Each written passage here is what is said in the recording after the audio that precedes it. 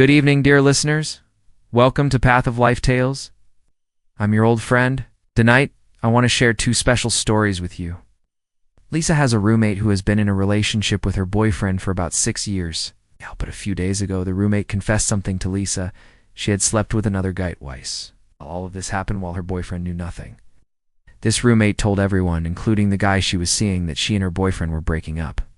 But in front of Lisa, she admitted her boyfriend had no idea. He thought everything was completely normal. The guy she was dating believed he was seeing a girl who was about to be single.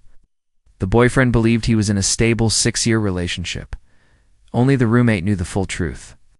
And just yesterday, she invited that guy over again, trying to hide it, trying to continue. But today, she changed her story. She said it was a mistake, that she regretted it, that she wanted to be better for her boyfriend and move forward. However, she has absolutely no intention of telling her boyfriend what happened.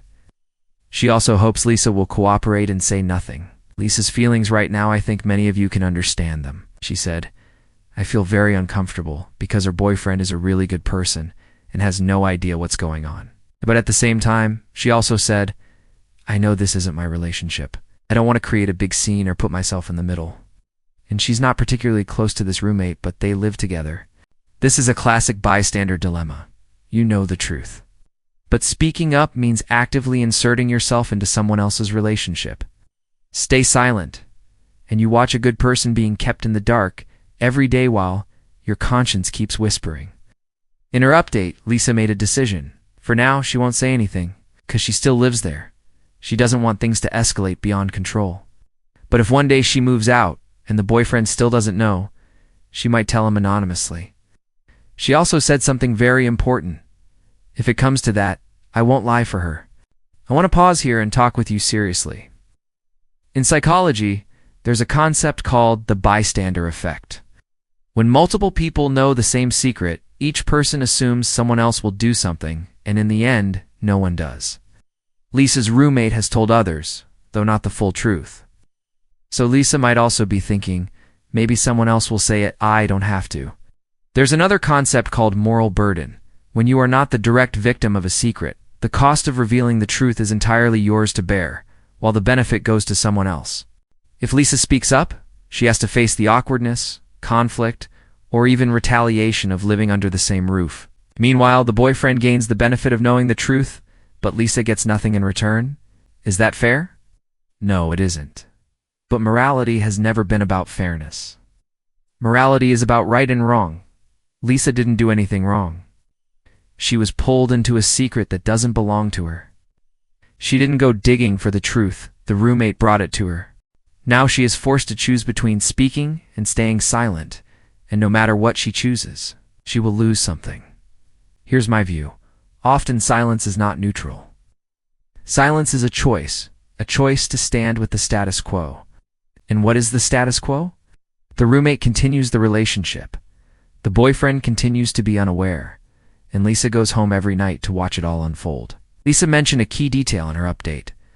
A lot of people already know, just not the full truth, so it will likely come out eventually. This is crucial.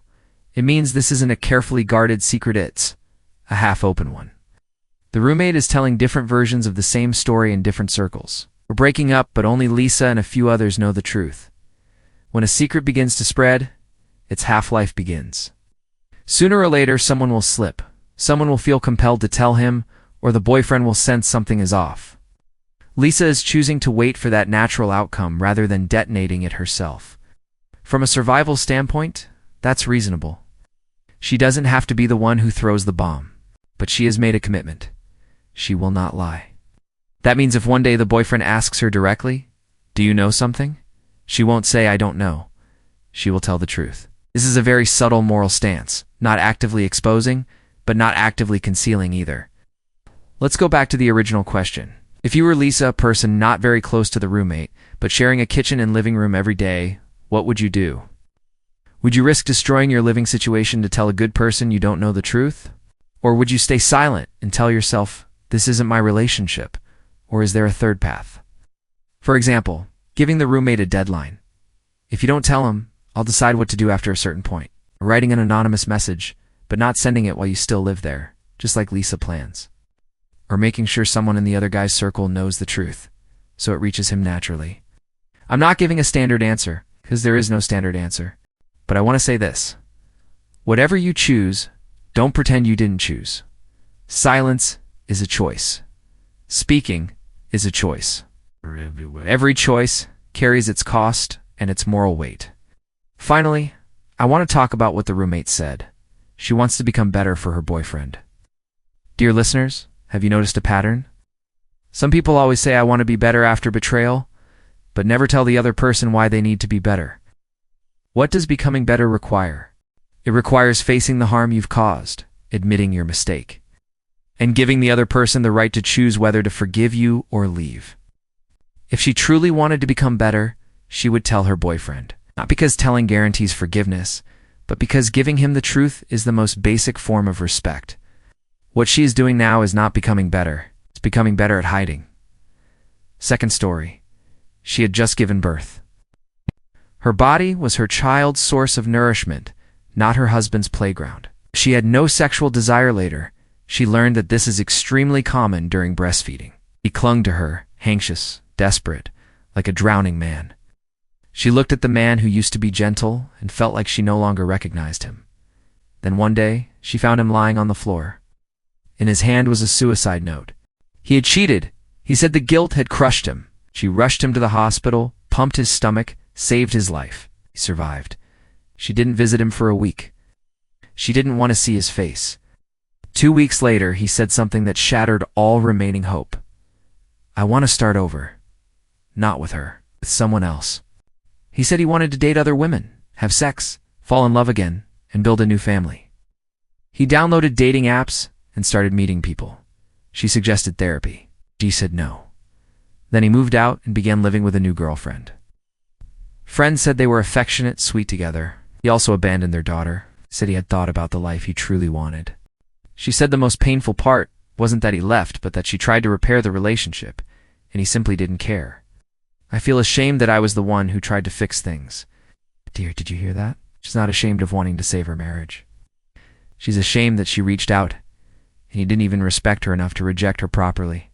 This is a deeper kind of rejection. Cheating is a slap. The suicide attempt is an earthquake. And when he said, I want to start over with someone else, it was like a door quietly closing with no echo behind it. She was left outside holding their child. She said, he got what he wanted.